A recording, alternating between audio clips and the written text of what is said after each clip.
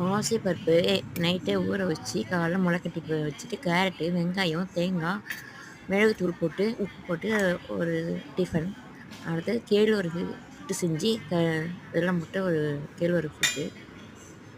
இது கருப்பு கவுனி அரிசி இருக்கு பாருங்க. அது சரிசமமா இட்லி போடுற பதத்தில போட்டு அரிசிய கம்மி பண்ணி கருப்பு கவுனி அரிசி இட்லி, வெங்காய சட்னி. அது என்னதான் வெங்காய சட்னி வச்சாலும், அந்த வெண்டைக்காய் புளிக்குழம்பு அது ஒரு டேஸ்ட் தாங்க.